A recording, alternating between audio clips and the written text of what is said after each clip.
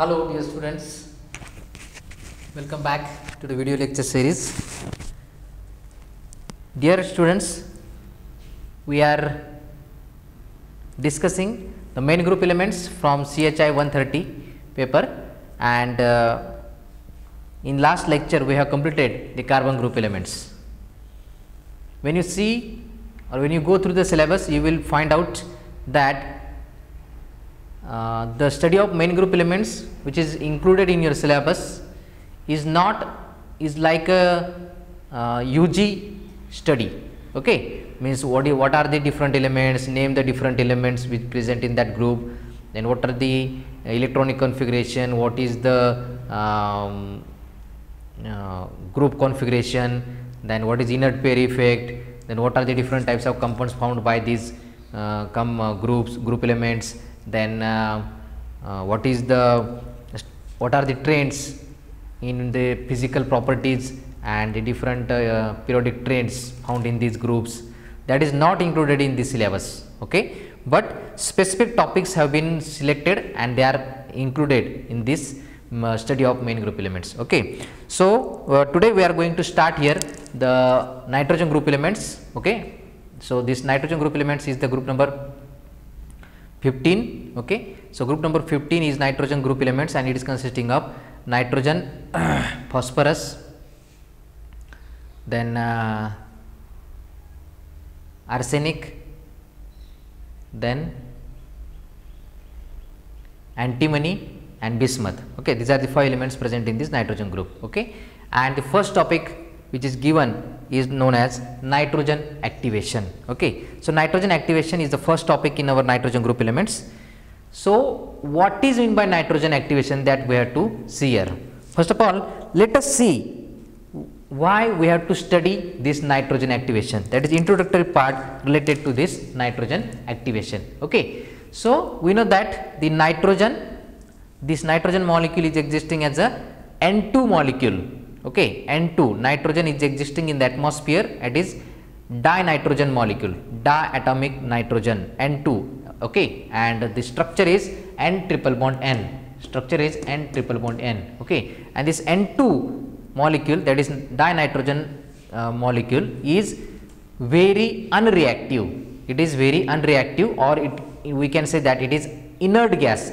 It is as inert as just like your helium or argon. Okay, so why this nitrogen is inert, or why this nitrogen is not undergoing that much amount of reactions with other elements present in the atmosphere or in the earth crust. Okay, and why we have to study, or why there is a need for the conversion of this nitrogen into different forms of chemical compounds. So this is the need of nitrogen activation. Okay, that we are going to see here. So dear friends, this dinitrogen, as we have seen, this nitrogen is existing in the atmosphere.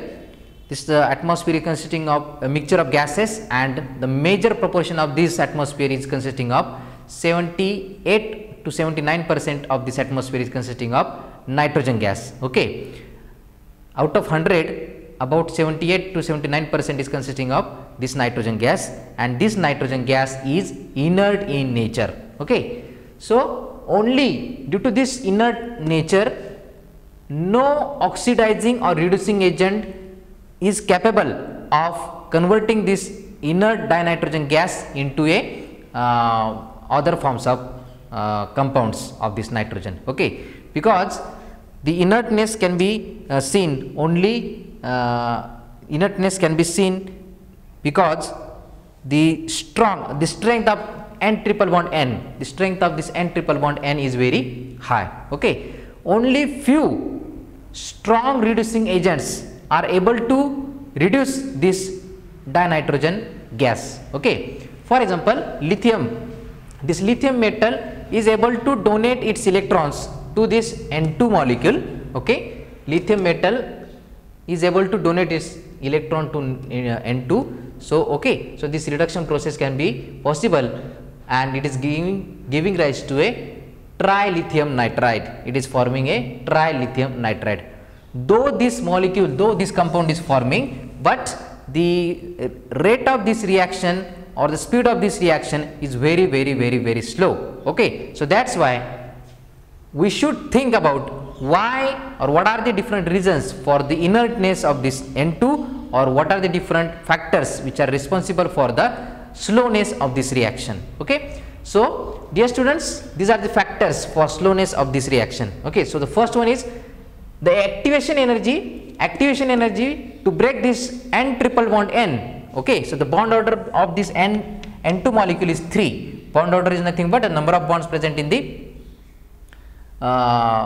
atoms is nothing but bond order. So the bond order is 3 here. Okay, so the nitrogen is having N triple bond N.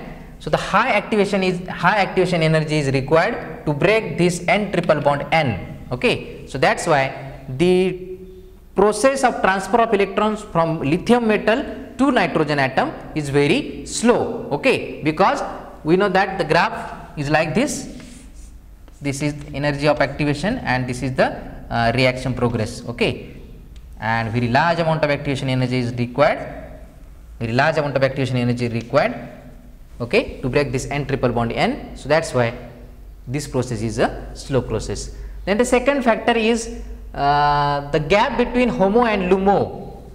The gap between HOMO and LUMO. Okay, we know that HOMO is highly occupied molecular orbital. As per the molecular orbital theory, there are two types of bands or two types of bonds can be formed in molecules, and these are HOMO and LUMO. Okay, so highly occupied molecular orbital, and this is lowest unoccupied molecular orbital. So the gap between this HOMO and LUMO is very large. Okay, and if we have to reduce this dinitrogen atom, or sorry, dinitrogen molecule, then the electron from this HOMO must be jumped from this HOMO to LUMO. Okay, so as the gap between these two is very large, so again the reason is same, high amount of energy or high activation energy is required to jump this electron from HOMO to LUMO. Okay, and the third factor is that the N2 molecule is inert, as well as both the nitrogen atoms are having no any charge, so no polarity is there. So the N2 molecule is having low polarizability. Okay, and due to this, the polar transition state of this N2 molecule is not formed readily. Okay, so polar transition state is not formed, and these are the three factors for the slowness of this reaction. Okay, and hence why we are studying here, why we are discussing here, because there is a strong need of conversion of this inert dinitrogen molecule into an active nitrogen, and when nitrogen is get activated, we can form different compounds or different chemicals of this nitrogen atom or nitrogen molecule. Okay, and hence there is a strong need, or we can say there is a strong desire to form these nitrogenous compounds. Okay, or the very crucial need is there to convert this inert dinitrogen molecule to different compounds. Okay, and hence we have to study the nitrogen activation. We have to find out such solutions, such reactions that could convert this inert dinitrogen into a active nitrogen compounds and active nitrogen molecules. Okay, because it has a direct relationship with the agricultural economy. We know that in agriculture, for the greatest production of this agricultural produce, we need fertilizers, and for fertilizers production we need ammonia, and hence as the major source of nitrogen is a dinitrogen gas which is present in the atmosphere in 78 to 79%.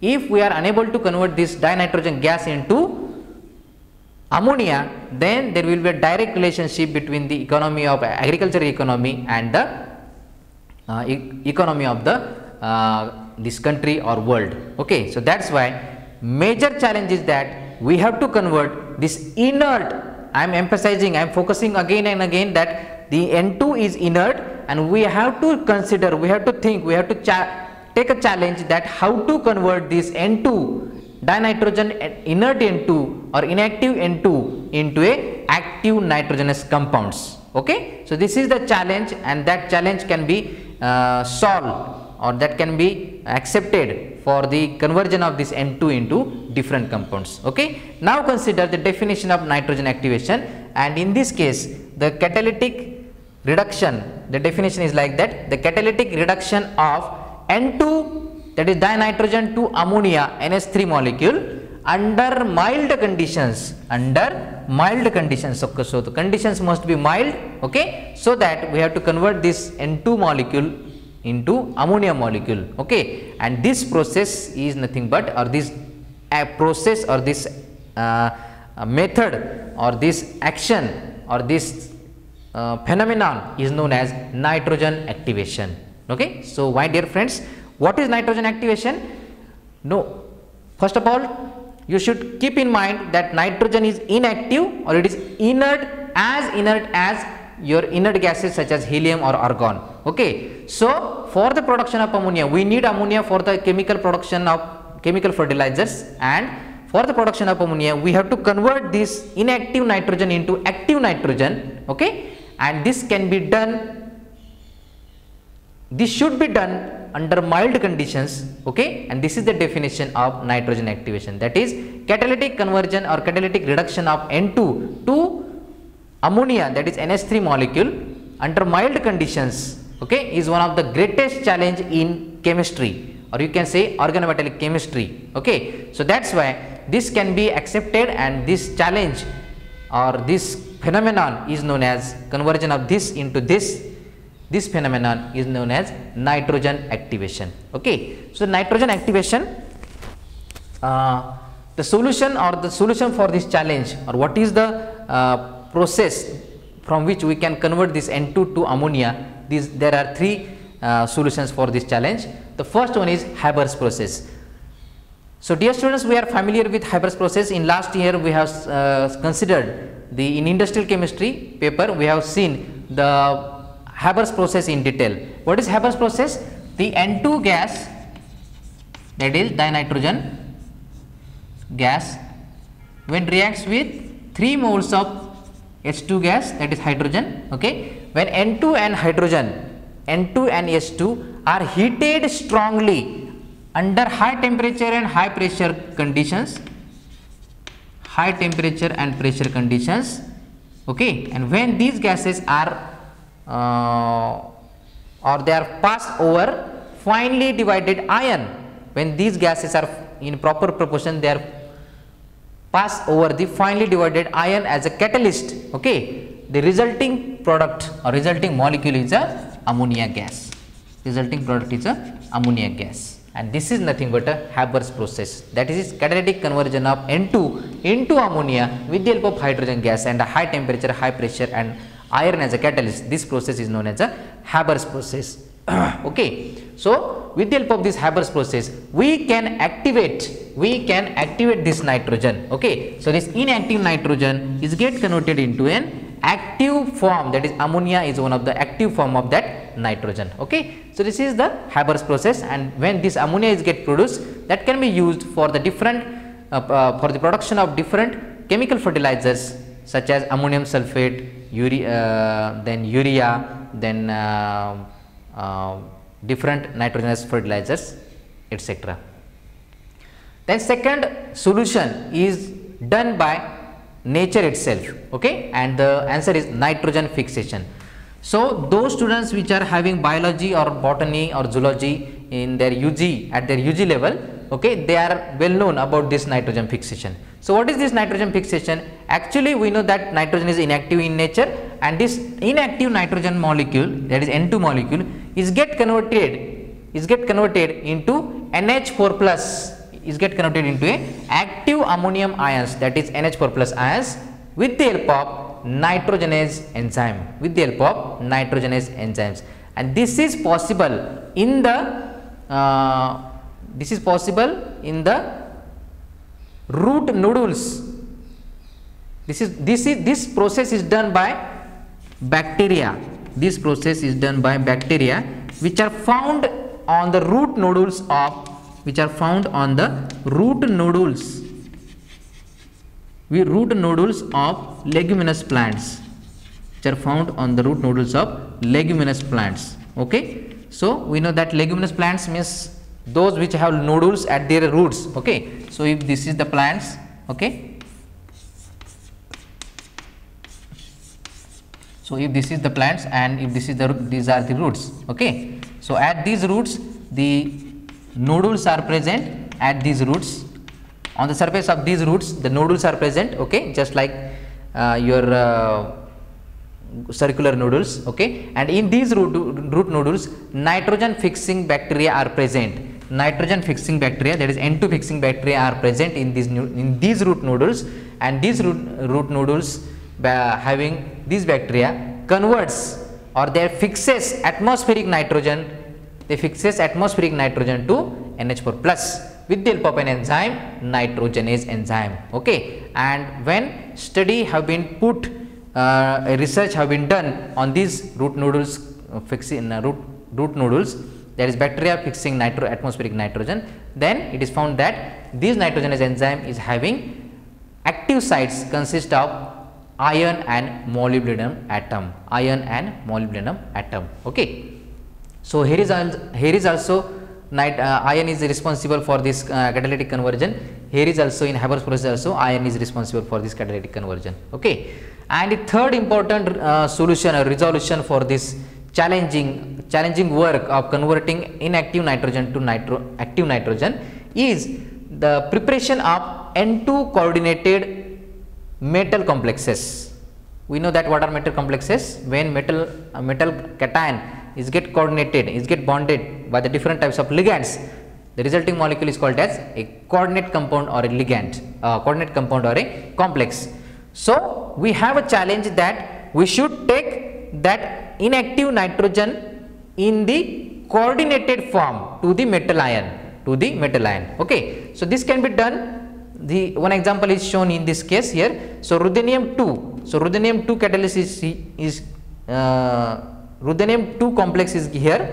So penta-ammonium aquo ruthenium 2 plus, this is the complex. Okay, cationic complex is there. When it reacts with N2 gas, just by bubbling this N2 gas or by purging this N2 gas, purging of this N2 dinitrogen gas into a aqueous solution of this ruthenium 2 complex, this H2O is get replaced by this N2 molecule. Okay, and resulting this cationic complex is having N2 in the form of bonded to ruthenium. This N2 is bonded to ruthenium, so this N2 is coordinatively bonded to this central ruthenium metal ion.